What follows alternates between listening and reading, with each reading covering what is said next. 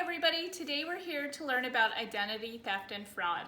Identity theft and fraud is the crime of obtaining your personal or financial information. Many people use your information to assume that they are you to make personal transactions or purchases. You work hard for your money, but others out there are also working hard for the money that you earn. We call them fraudsters, hackers, scammers, or even criminals. These people use techniques to gain information such as phishing. Those are ways that people send you emails asking for information, delete it, or scanners that are at ATM or gas machines, or even people who call you to get your credit card information, financial information, or personal information. Never give that out. If it seems too good to be true, it probably is. I have over 20 years working as a bank manager. I saw many forms of identity theft and was trained employees on how to deter fraud and identity theft. Along that, I worked with local law enforcement. I went to schools to teach financial literacy on ID theft and fraud. Currently, I work with the New Mexico Securities Division and I conduct compliance examinations to ensure that investors are following state and federal regulations. This is some information that you can get. It's called redflags.com if you want to file a complaint or even get information on how to prevent fraud, how to avoid fraud, or even protecting your identity. These are all free resources. Identity theft and fraud in 2016 hit 15.4 million Americans. That's quite a bit. Did you know a fraudster can drain your bank accounts, use credit cards, get medical treatment, or even open utilities in your name, and sometimes use your identity in a crime? There are many departments that are involved to help you deter a crime, such as the Department of Justice. They prosecute cases of identity theft and fraud under a variety of federal statutes. Congress passed a law to help with identity theft and deterrence. This is to deter schemes to avoid identity theft or fraud. These are federal offenses and these felonies carry large penalties. In some cases, as high as 30 years of imprisonment, fines, and criminal offenses. This is from the United States of Justice. Identity theft thieves are resourceful and use a variety of ways to get your information. Some may dumpster dive. What's dumpster diving? People actually go into dumpsters to get your information, to rummage through your garbage or even your trash.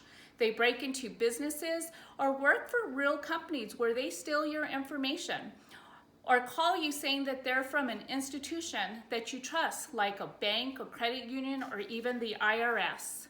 So if your wallet, social security number, or other personal information is lost or stolen, there are steps to help protect yourself from identity theft or fraud. You can go to identitytheft.gov, and that's the federal government one-stop resource for identity theft victims. This site provides checklists and sample letters to guide you through the process of the recovery process.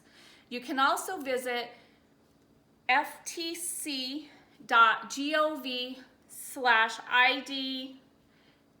theft for prevention tips and free resources to share in your community, and that's from the Federal Trade Commission. You also need to place a fraud alert on your credit file, monitor your accounts for unusual activity, and exercise your right for a free copy of your credit report, which you can get yearly. You also need to contact any of the 3 credit bureaus, which is Experian, TransUnion, and Equifax. You can add an alert on your credit file. The alert lasts 90 days, and then you'll have to renew it after 90 days for free. You have to always remember to protect yourselves on social media and dating websites where a lot of fraud can happen. Do not give any of your personal information online. Never carry your social security number in your wallet or your passport. Don't leave paid bills in your mailbox. Shred everything, including credit card receipts, old bank statements, medical statements, and any other documents that have personal or financial information on it. Remember, get a credit report at least once a year to clean up any errors or even credit counts that are not yours. That's a way that you can review that. The time and energy to correct damaged credit and to establish your personal identity is reason enough to take steps to prevent this frustrating crime. It can take years to establish your identity and credit and lots of money. If you do not take the precautions to protect your identity, and if you become a victim of fraud or identity theft, you'll need to follow many steps. You need to file a police report immediately. Close all your bank accounts that may have been compromised. Credit cards, ATM cards, or even bank accounts. You also need to change your online account passwords.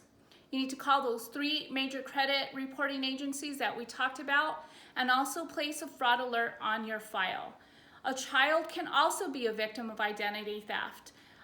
They can use your information to get employment, commit fraud, get loans, all in the child's name, so it can happen to anybody. An identity thief can use your name, date of birth, or social security number, even during an investigation or arrest. And you'll need to show your innocence, get documentation, and contact many law enforcement agencies and other agencies to clear your name.